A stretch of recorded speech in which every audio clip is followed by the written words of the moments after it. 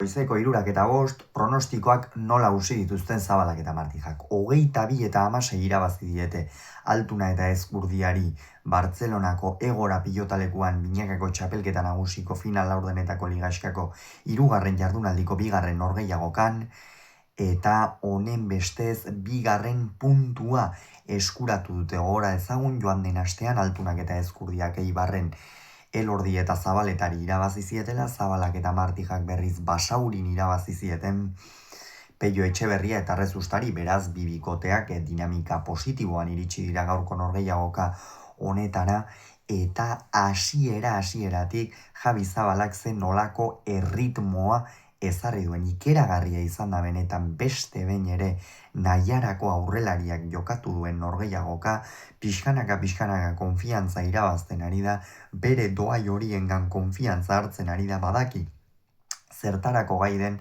badaki partida berak hausteko, berak lertzeko gaitasuna baduela, eta hasieratik horretan saiatu da, berak nahasi du jokoa, eta Altuna eta Ezkurdia ia une oro hankapean izan ditu, ez dute ia abagunerik izan, hor une batean 5 eta 8 hurbildu dira, baina berehala 12 eta 6 iritsi dira lehen etenaldira. Egia esan sekulako partida jokatu du Javi Zabalak, Joseba Ezkurdia ia une oro oso behartuta ikusi dugu, atzetik airez badakigu askotan jotzen diola pilotari aurrelarie izaki atzeko kuadro horietan kantxa apur bat laburtzeko eta ezain beste ibili behar izateko, baina aurrean Jokin Altuna bera ere ia abagunerik gabe ikusi dugu, eta hori Javi Zabalaren erruz izan da. Hori bai, aipatu behar da baita ere noski, atzean Julen Martijak jokatu duen norgehiagoka. Haze partida jokatu duen, gaurkoan ere Etxeberriko atzelariak joan den astean Basaurin bikain aritu zen, baina gaurkoan ere oso ongi aritu da frontoi zail batean. Eta atarikoan esaten genuen, eta gaur hori berretsi du Martijak, ze garrantzitsua den pilota ezker horman sartzea.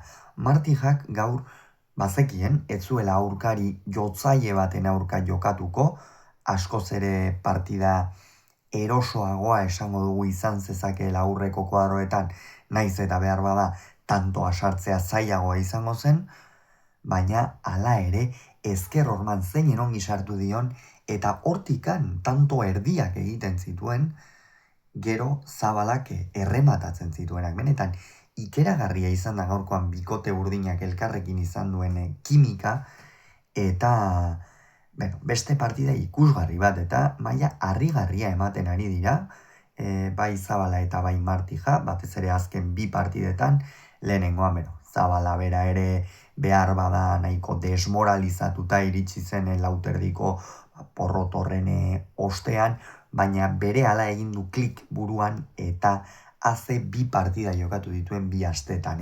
Berak hartu du partidaren aginte makila, eta bera aritu da. 18 eta 13 iritsi dira bigarren etenaldira, eta azkenerako 22 eta 16 amaitu da. Esan dugu, Javi Zabalak partida bikaina jokatu du. Zenolako erritmoa ezartzen duen aurrean, sotamanoz luze jo, pilota lekuaren ezaugarriak ere bikain baliatu ditu, Jokin Altunari horre egin baitzietza joken min, eta hortxe egin dio min, hortxe egin dio kozka, Joseba Ezkurdiare oso deseroso ibili dute alde batetik bestera, eta horixe zen egin beharra zaukatena, eta bikain egin dute. Egia da horruneren batean, Zabalak akas batzuk edo egin dituela, normala da azkenean, asko arriskatzen du, asko sartzen da Javi, eta horiek normalak dira, baina lizentzia zuten uneetan egin dituzte akats horiek, eta azkenerako esan bezala 22 eta 16 ezustekoa eman dute Bartzelonan Zabalak eta Martijak,